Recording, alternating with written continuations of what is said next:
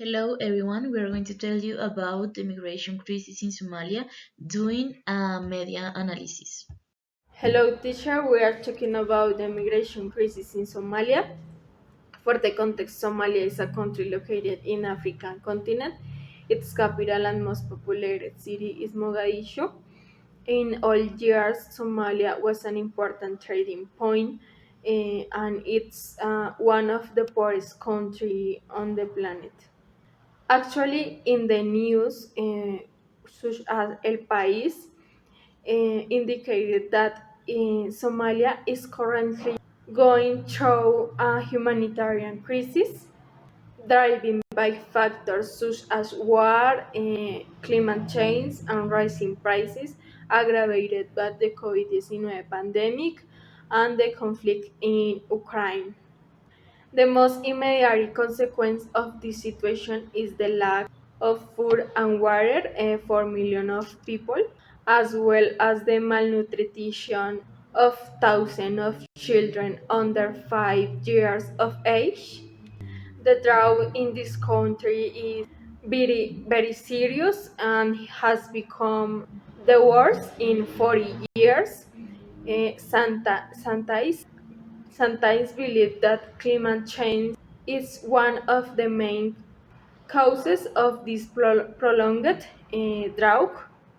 However, in the ONU agents in the news indicated that the drought will not be so serious if it were not for the armed conflict that has occurred in Somalia for 3 decades. Almost 4 million Somalis have had to flee their homes due to violence, mainly perpetrated by the Al-Shabaab jihadist militaries affiliated with Al Qaeda. These military militias operate with impunity, committing robberies, kidnappings, and murders in much of the territory. Okay, about the current situation in the Somali migration, we can talk about two perspectives. The first one is from the El País newspaper. Basically, they talk about how Somalis are deciding to return to their countries because their journeys are very difficult. Like living in Europe is even worse than living in their own countries. So basically, we can see many young Somalis take very dangerous journeys through Africa, hoping to get to Europe or other places. Along the way, they suffer from torture, extortion, hunger, and even death, especially in Libya. And from another point of perspective, we have the new humanitarian journey. We can see different visions of this migration. We can see urban displacement in Somalia, that is the principal objective or the principal point uh, because of the migration. Uh, there's another thing that is the situation of people displaced inside Somalia. Almost 4 million people live in crowded areas in cities like Mogadishu. They are very poor and don't have many chances to improve their lives. And talking about in this report, we have the long-term solution to the crisis. We need to move from just giving emergency help to finding long-term ways to help. This means making sure people have land they can call their own, basic basic services like water and healthcare, jobs, and a good education. But like seeing this point of view from these two journals or these two newspapers, we can say that definitely the situation, even when they are like far from their countries, They are even not safe and not in the best conditions. So definitely, this in nowadays it is very difficult for them. So in this slide, I could show analysis about media. In the first case, I show The Guardian and the Al Jazeera are two major media outlets, but they have key difference. The Guardian is a British newspaper owned by the Guardian Media Group, oriented towards progressive and funded through subscribers and donations, giving it editorial independence. Her focus is on issues of social justice and environment. In contrast, Al Jazeera is owned by the Qatari government, which may influence its editorial outlook. Although it seeks fairness and objectivity, its coverage it is associated with perspective from the Middle East and Muslim world. Both outlets have global audience, but The Guardian focus more in the United Kingdom and among progressive readers, and Al Jazeera is source of news and is Arab world. Al Jazeera showed the migration problem based on Middle East, and The Guardian focus on a critical analysis.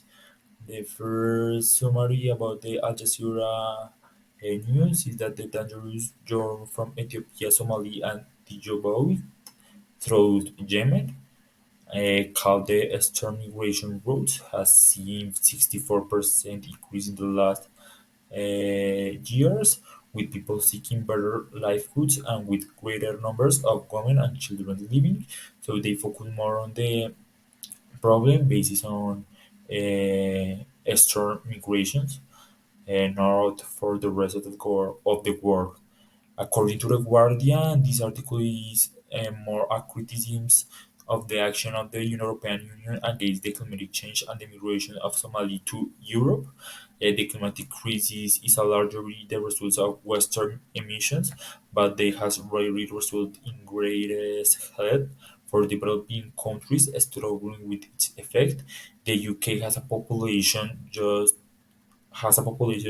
over four times that of Somalia, but produced 520 times its emissions in 2080, the last year for which World One figures are available, compared to 933 times Somalia emissions in 2006. According to the Intergovernmental Panel of Climate Change, an average of more than 20 million people a year have displaced by extreme weather events since 2008.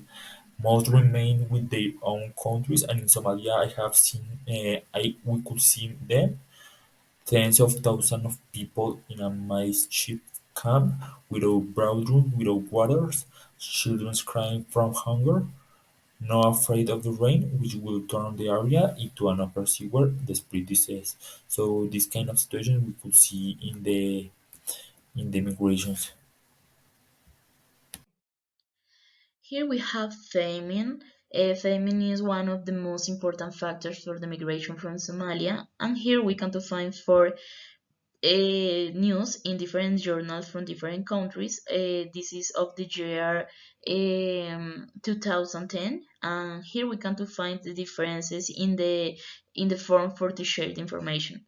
For instance, we have the Washington Post from United States, and they say U.S. to ELC anti-terrorism's rule to help Somali famine victims. And here we can to find the protagonist is not Somali but is USA. We have two BBC News from United Kingdom, and they say Somalia famine killed 260,000 people. We can find two from Somalian journal. The name is Somali National News Agency. They say drugs in Somalia causes most flights from the country in search of water and food. And finally, we have Al Jazeera, and they say United Nations declares famine in parts of Somalia. This is very important because United Nations declared that problematic in year 2010, when that problematic was all the time in that country, But from that year, United Nations helped that country in that issue, and nowadays that problematics have is continuous killing people into that country.